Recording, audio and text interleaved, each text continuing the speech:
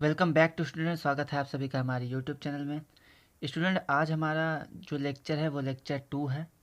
हमने 2027 के लिए क्लास 10th के लिए एक बैच लॉन्च किया है जिसका नाम है ज़ीरो टू हीरो। ये यूट्यूब पे फ्री ऑफ कॉस्ट होगा, इसका पीडीएफ भी आपको मिलेगा। तो अगर आपने इसका पहला लेक्चर नहीं देखा है तो उसको देख लीजिए। ये हमारा क्लास 10th साइंस का पहले चैप्टर रासायनिक अभिक्रिया एवं समीकरण का दूसरा लेक्चर है। पहले लेक्चर में हमने रासायनिक अभिक्रिया, उसके लक्षण, उसके उदाहरण को डिस्कस कर लिया है। आज हम डिस्कस करने जा रहे हैं रासायनिक अभिक्रियाओं के प्रकार। तो अगर आपने पहला लेक्चर नहीं देखा तो उसे ज़रूर देख लीजिए। चलिए स्टार्ट करते हैं स्टूडेंट। तो स्टूडेंट, हमने बताया था कि रासायनिक अभिक्रियाएं जो होती हैं 6 से 7 प्रकार की होती हैं। तो उसका आज पहला प्रकार हम देखेंगे, पहला, दूसरा, तीसरा, चौथा। ठीक है, 4 टाइप आज देखेंगे, फिर कल 4 टाइप देखेंगे। 2 वीडियोस में ये आपके जो अभिक्रियाओं के प्रकार है, परिभाषा, उदाहरण सबके साथ टोटल कंप्लीट हो जाएगा। हम आपको एकदम बेसिक से बताएंगे। तो चलिए स्टार्ट करते हैं। तो पहला हमारे पास है संयोजन अभिक्रिया। इसको इंग्लिश में हम कहते हैं कॉम्बिनेशन रिएक्शन। ठीक है, तो याद रखना है कि जिस भी रिएक्शन में, जिस अभिक्रिया में 2 या 2 से अधिक अभिकारक, अभिकारक कौन सा है, हमने बताया था कि 2 या 2 से कोई 2 चीज़ें मिलाई जाती हैं, कोई नया चीज़ बन जाता है। मतलब कि कोई भी 2 पदार्थ हम मिलाएंगे, ठीक है, दोनों को जोड़ेंगे, दोनों को मिलाएंगे और हमें एक नया पदार्थ मिल जाता है। तो जो नया पदार्थ मिलता है उसको हम कहते हैं प्रोडक्ट, इंग्लिश में कहेंगे, हिंदी में कहते हैं उत्पाद। ठीक है, और जो जो चीज़ें मिलाई जाती हैं उसको कहते हैं अभिकारक। ठीक है, ये हमने आपको बताया था पहले लेक्चर में। ठीक है, तो उसी को आज हम कंटिन्यू कर रहे हैं। तो हम वह अभिक्रिया जिसमें 2 या 2 से अधिक अभिकारक मिलकर उत्पाद का निर्माण करते हैं। मतलब कि ऐसी रिएक्शन जिसमें 2 या 2 से अधिक चीज़ें मिलें और सिर्फ एक चीज़ बने। ठीक है, एक चीज़ बने, तो उसको हम कहते हैं संयोजन अभिक्रिया, कॉम्बिनेशन रिएक्शन। जैसे हमने यहाँ पे आपको एक फॉर्मेट दे दिया है, जैसे कि ए हमारे पास कोई है और कोई बी है। ए और बी को हम मिला रहे हैं तो हमें सी मिलता है। ठीक है, इस टाइप का। यहाँ पे मैं आपको उदाहरण दे देता हूँ, 2-4 उदाहरण, जिससे आप क्लियर हो जाएंगे। तो जैसे हमारे पास पहला है कोयले का दहन। कोयले में कार्बन पाया जाता है, तो अगर हमारे पास कार्बन है और कोई भी वस्तु जो होती है बिना हवा के, बिना ऑक्सीजन के नहीं जलती, तो उसको हम ऑक्सीजन में जलाएंगे तो C+O2, कार्बन है, कोयला, और ये ऑक्सीजन जल रहा है तो हमें मिलता है धुआं।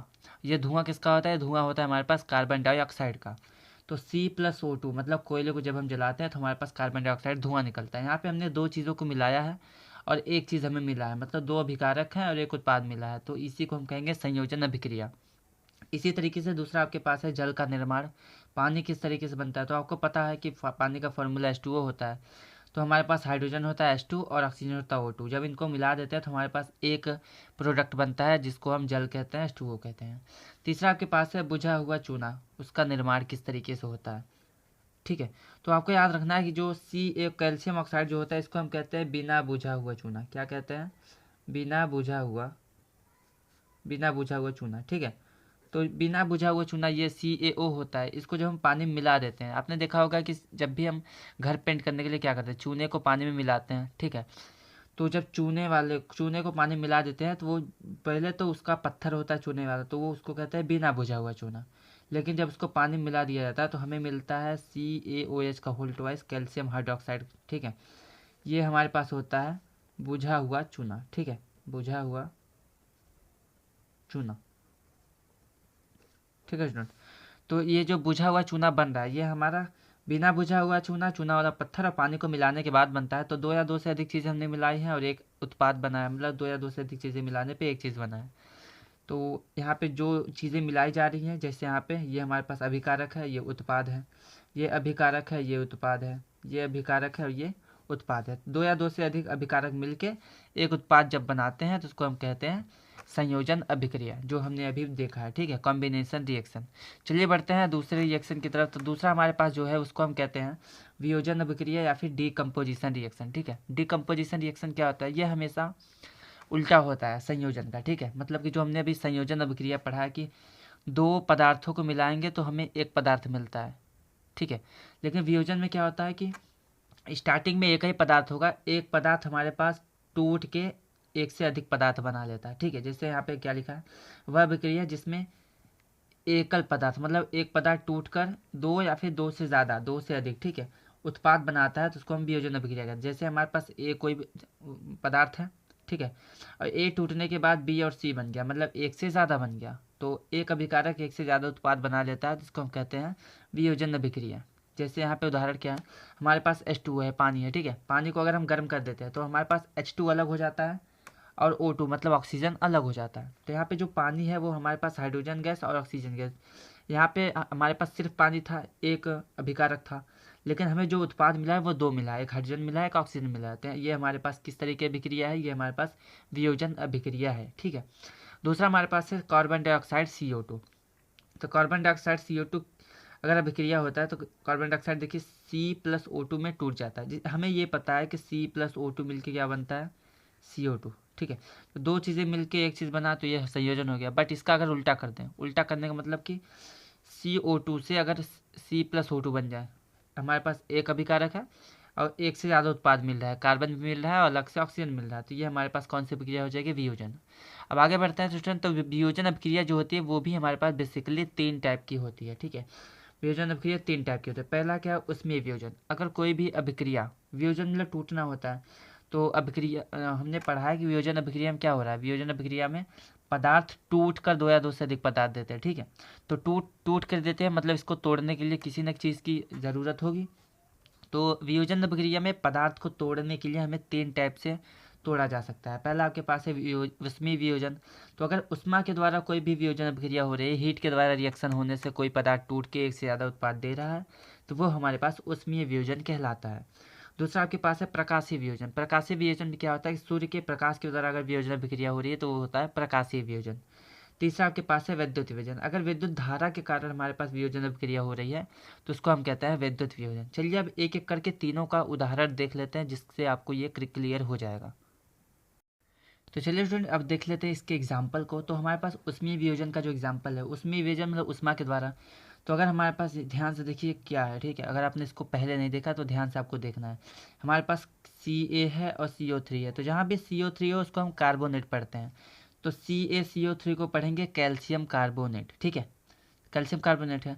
जब हम इसको गर्म करते हैं, उष्मा देते हैं, तो ठीक है, तो कैल्शियम कार्बोनेट को अगर हम गर्म करते हैं तो ये हमारे पास कैल्शियम ऑक्साइड बनाता है, CaO बनाता है और कार्बन डाइऑक्साइड गैस बनाता है। ठीक है, तो ये उष्मा के द्वारा होता है, इसीलिए इस अभिक्रिया को हम कहते हैं उष्मीय वियोजन। ठीक, अब याद रखना है कैल्शियम कार्बोनेट किसका फॉर्मूला होता है, वो जो हमारे पास चौक होता है या फिर संगमरमर वाला पत्थर होता है उसका फॉर्मूला कैल्शियम कार्बोनेट होता है। ठीक है, आगे बढ़ते हैं। दूसरा के पास है कि FeSO4। अब याद रखना है कि कहीं भी CO3 हो तो इसको हम पढ़ते हैं कार्बोनेट। क्या पढ़ेंगे, इसको पढ़ेंगे कार्बोनेट। और कहीं पे SO4 हो तो इसको हम पढ़ते हैं सल्फेट। ठीक है, तो ये हमारे पास सल्फेट होता है, ये कार्बोनेट होता है। तो हमारे यहाँ पे लिखा है कि FeSO4 मतलब इसको आयरन सल्फेट पढ़ेंगे, Fe से आयरन होता है, तो आयरन को हम फेरस सल्फेट भी कहते हैं। ठीक है, अब एक चीज़ और याद रखना कि अगर आयरन 1 है तो उसको हम फेरस पढ़ते हैं, लेकिन अगर आयरन 2 होता है तो उसको हम फेरिक पढ़ते हैं। ठीक है, ये चीज़ें भी आपको याद रखनी है। ठीक है, क्योंकि आप क्लास 10th में आ रहा है तो ये सभी चीज़ें आपके लिए ज़रूरी है। तो FeSO4 को हम फेरस सल्फेट कहेंगे। तो जब इसको हम गर्म करते हैं, उष्मा देते हैं, तो ये Fe2O3 बनता है। तो Fe2 को हम पढ़ेंगे फेरिक और O3 आपके पास है तो ये हो जाता है, सॉरी यहाँ पे फेरिक ऑक्साइड होगा। ठीक है, O है तो ऑक्साइड हो जाएगा, तो ये आपके पास फेरिक ऑक्साइड बन जाता है और आपके इसके साथ बन जाता है SO2। जिस प्रकार से CO2 कार्बन डाइऑक्साइड होता है उसी तरीके से SO2 हमारे पास होता है सल्फर डाइऑक्साइड। ठीक है, ये क्या होता है, ये हमारे पास होता है सल्फर डाइऑक्साइड, सल्फर डाइऑक्साइड। ठीक है, और जो SO3 है इसको हम पढ़ते हैं सल्फर ट्राइऑक्साइड। क्या पढ़ते हैं, इसको हम पढ़ेंगे सल्फर ट्राइऑक्साइड। ठीक है स्टूडेंट, तो आपको याद रखना है कि अगर हम कैल्शियम कार्बोनेट को गर्म करते हैं तो कैल्शियम ऑक्साइड और कार्बन डाइऑक्साइड मिलता है, और लेकिन अगर फेरस सल्फेट को गर्म करते हैं, आयरन सल्फेट को, तो हमें मिलता है फेरिक ऑक्साइड, सल्फर डाइऑक्साइड और सल्फर ट्राइऑक्साइड। चलिए आगे बढ़ते हैं। आगे हमारे पास है विद्युत वियोजन। विद्युत वियोजन क्या होता है, विद्युत धारा के द्वारा जो वियोजन होता है।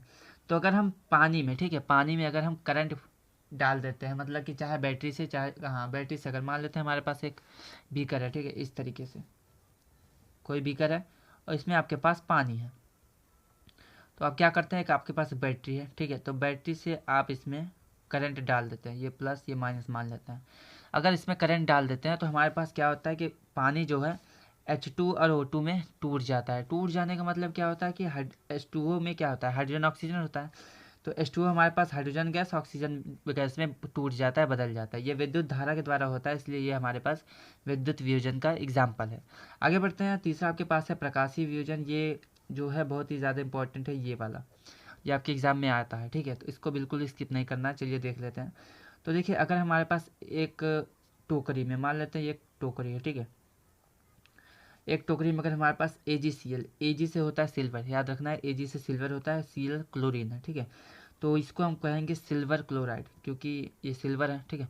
तो सिल्वर क्लोराइड को अगर हम किसी भी टोकरी में, कांच के बर्तन में धूप में रख देते हैं तो क्या होता है कि क्लोरीन गैस अलग हो जाती है और सिल्वर अलग हो जाता है। अलग होने का मतलब क्लोरीन गैस उड़ जाएगी, हमारे पास सिल्वर मिल जाता है। तो AgCl मतलब कि सिल्वर क्लोराइड को अगर प्रकाश में, धूप में रखते हैं तो हमारे पास सिल्वर मिलता है, क्लोरीन गैस उड़ जाती है। तो यहाँ पे वियोजन अभिक्रिया हो रही है। इसी तरीके से जो AgBr है, मतलब सिल्वर ब्रोमाइड, ये ब्रोमीन है, ठीक है। सिल्वर ब्रोमाइड को अगर धूप में रखा जाता है, कांच के प्लेट में या टोकरी में, कटोरी में, तो सिल्वर अलग हो जाता है, ब्रोमीन गैस उड़ जाता है, ठीक है। तो ये दोनों अभिक्रियाएं हमारे पास प्रकाशीय वियोजन की है। याद रखना है कि जो हमारे पास ब्लैक एंड वाइट, ठीक है, क्या होता है ब्लैक एंड वाइट, जो फोटोग्राफी होती है, आपने पुराने फोटो, पुरानी मूवी देखा होगा, ब्लैक एंड वाइट में आता है सादा वाला पिक्चर, ठीक है। तो ब्लैक एंड वाइट जो फोटोग्राफी होती है, वहाँ पे हम किसका यूज़ करते हैं, वहाँ पे इस रिएक्शन का यूज़ किया जाता है, ठीक है। किसका, इसका AgBr का, AgBr, ये एरो के बाद Ag+Br2, इसका यूज़ हम करते हैं ब्लैक एंड वाइट। हिंदी में इसको हम कहते हैं श्याम श्वेत फोटोग्राफी। क्या कहते हैं, श्याम श्वेत फोटोग्राफी, ठीक है। तो श्याम श्वेत फोटोग्राफी में इसका यूज़ किया जाता है। चलिए आगे बढ़ते हैं। अब देख लेते हैं कि ऊष्माशोषी अभिक्रिया कौन सी होती है, ऊष्माक्षेपी अभिक्रिया क्या होती है। तो स्टूडेंट, यह क्वेश्चन बहुत ही ज़्यादा बार आपके बोर्ड एग्जाम में आया हुआ है, ऊष्माशोषी ऊष्माक्षेपी। तो चलिए इसको देख लेते हैं।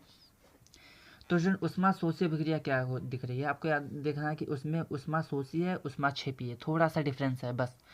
तो ऊष्माशोषी अभिक्रिया ऐसी अभिक्रिया होती है जिसमें हमें अभिकारक को तोड़ने के लिए ऊष्मा की, विद्युत की, और या फिर प्रकाश, ठीक है। यहाँ ऊष्मा, विद्युत और प्रकाश ऊर्जा, यहाँ पे लाइट होगा, प्रकाश ऊर्जा होगा, ठीक। हाँ, तो किसी भी अभिक्रिया में अभिकारक को तोड़ने के लिए अगर ऊष्मा, विद्युत और प्रकाश ऊर्जा की आवश्यकता हो रही है तो उस रिएक्शन को हम कहेंगे ऊष्माशोषी अभिक्रिया, ठीक है।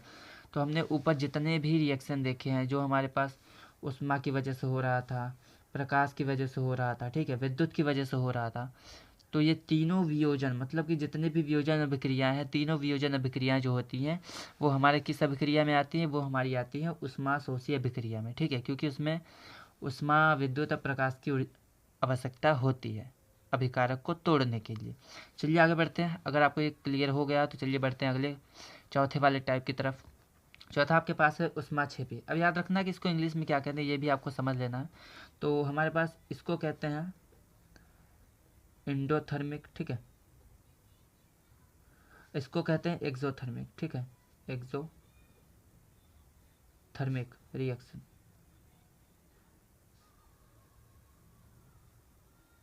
ठीक है। तो याद रखना है कि एक्सोथर्मिक ये होता है, एंडोथर्मिक ये होता है, ठीक है।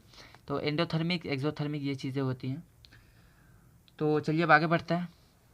तो ये हमारे पास जो ऊष्माक्षेपी अभिक्रिया क्या होती है कि जिस अभिक्रिया में उत्पाद के निर्माण के साथ साथ, ठीक है, जो भी हमारे पास प्रोडक्ट बन रहा है, जो भी चीज़ें बन रही हैं, उसके साथ साथ अगर हमारे पास हीट, मतलब ऊष्मा भी निकलती है, ऊष्मा का भी उत्सर्जन होता है, तो उस अभिक्रिया को हम कहते हैं ऊष्माक्षेपी अभिक्रिया, ठीक है स्टूडेंट। तो मैंने क्या बताया आपको, मैंने आपको ये बताया कि जिस भी अभिक्रिया में जो भी चीज़ें बन रही, जो भी उत्पाद बनेगा, उसके साथ अगर हमारे पास हीट भी निकलेगा, ऊष्मा भी निकलती है, तो उसको कहते हैं ऊष्माक्षेपी अभिक्रिया, ठीक है। और ऊष्माक्षेपी अभिक्रिया को इंग्लिश में क्या कहते हैं, तो उसको कहते हैं एक्सोथर्मिक। तो अभी अभी मैंने आपको बताया, ठीक है। तो ये एक्सोथर्मिक ये वाला हो जाएगा, ऊष्माशोषी का एंडोथर्मिक हो जाएगा, ठीक है। तो ये ऊष्माशोषी हमारे पास एंडोथर्मिक होता है, ऊष्माक्षेपी एक्सोथर्मिक होता है, ठीक है स्टूडेंट। अब इसका एग्जांपल देख लेते हैं। तो जैसे प्राकृतिक गैस का दहन, प्राकृतिक गैस किसको कहते हैं, मेथेन को, CH4 होता है इसका फॉर्मूला, ठीक है। तो अगर हम मेथेन को, अभी आप 4th चैप्टर में पढ़ेंगे, आपका जो चौथा चैप्टर साइंस का है वो है कार्बन तथा उसके यौगिक, तो वहाँ पे हम डिटेल में पढ़ेंगे ये CH4 मेथेन के बारे में। अभी यहाँ पे बस एक एग्जांपल डिस्कस कर लेते हैं। तो आपके पास क्या है कि प्राकृतिक गैस का दहन, प्राकृतिक गैस हम CH4 मेथेन गैस को कहते हैं, मेथेन गैस ये है, ठीक है। तो जब हम इसको हम हवा में जलाते हैं, ऑक्सीजन की उपस्थिति में जलाते हैं, तो हमें एक तो धुआं मिलता है, मतलब कार्बन डाइऑक्साइड गैस मिलेगा, थोड़ा सा जल वाष्प मतलब पानी मिलता है और साथ में हीट मिलती है, बहुत सारी ऊष्मा मिलती है, ठीक है। तो ये हमारे पास जो होता है वो एक ऊष्माक्षेपी अभिक्रिया का उदाहरण है। उसी तरीके से श्वसन जो होता है वो एक ऊष्माक्षेपी अभिक्रिया होती है। ये बहुत ही ज़्यादा मोस्ट इम्पॉर्टेंट है, क्योंकि एग्ज़ाम में कई बार पूछा गया है कि श्वसन एक ऊष्माक्षेपी अभिक्रिया है, क्यों है ये आपको बताना होता है एग्ज़ाम में। तो ये आपको समझ लेना है किस तरीके से है। तो देखिए श्वसन में क्या होता है, जब भी हम कोई भी भोजन करते हैं तो हमें ग्लूकोज मिलती है, एनर्जी मिलती है। तो ग्लूकोज का फॉर्मूला क्या होता है, ये होता है, ये हमारे पास क्या है, ये हमारे पास है ग्लूकोज, ठीक है, ये ग्लूकोज है। और जब हम सांस लेते हैं तो वहाँ पे हमारे पास ऑक्सीजन आता है, ऑक्सीजन इस ग्लूकोज के साथ रिएक्शन करता है। हम जो भी भोजन करते हैं उसमें ग्लूकोज होता है, वो हमारे पास ग्लूकोज के रूप में बॉडी के अंदर होता है। जब सांस लेते हैं तो ऑक्सीजन क्या होता है, इससे रिएक्शन करता है ग्लूकोज से, तभी हमें ऊर्जा मिलती है, ठीक है। तो जब हमारा ग्लूकोज बॉडी के अंदर ऑक्सीजन से रिएक्शन करता है, होता क्या है कि हमारे पास कार्बन डाइऑक्साइड बन जाता है, पानी बन जाता है, और यहाँ पे हीट भी बहुत सारी निकलती है। यही हीट हमारे बॉडी को टेम्परेचर को मेंटेन करती है और बॉडी में एनर्जी बनाए रखती है, ठीक है। तो जब तक आप खाते रहेंगे, जब तक आप खाते पीते रहेंगे, शरीर सही रहेगा, तब तक आपका बॉडी जो थोड़ा सा गर्म होता है और एनर्जी बरकरार रहती है, ठीक है। तो जब तक आदमी ज़िंदा रहता है, सांस लेता है, तब तक उसकी बॉडी गर्म रहती है। किसकी वजह से, इसी ग्लूकोज का जो रिएक्शन होता है बॉडी के अंदर, इसकी वजह से बॉडी हीट होती है, गर्म बनी रहती है, ठीक है, क्योंकि इसमें ऊष्मा उत्सर्जन होता है। तो इस तरीके से यहाँ पे ऊष्मा छेपी के दो उदाहरण है, पहला प्राकृतिक गैस का दहन और दूसरा है श्वसन एक ऊष्मा छेपी अभिक्रिया है। स्टूडेंट ये हमारे पास यहाँ पे दूसरा जो लेक्चर 2 है वो कंप्लीट होता है। ये आपका 2027 बोर्ड एग्ज़ाम के लिए नया बैच स्टार्ट हुआ है। तो ये बिल्कुल फ्री ऑफ कॉस्ट है। इसका पीडीएफ आपको हमारे व्हाट्सएप ग्रुप जो कमेंट में आपको मिल जाएगा, उसका लिंक, उसको क्लिक करके उसको फॉलो कीजिए, वहाँ पे इसका पीडीएफ मिल जाएगा। अगर आप पहली बार आए हैं तो चैनल को सब्सक्राइब कर दें, वीडियो को लाइक कर दें, चैनल दोस्तों के पास शेयर कर दें और बेल आइकन को ज़रूर हिट कीजिएगा, जिससे कोई भी नोटिफिकेशन सबसे पहले आपके पास पहुंच गए।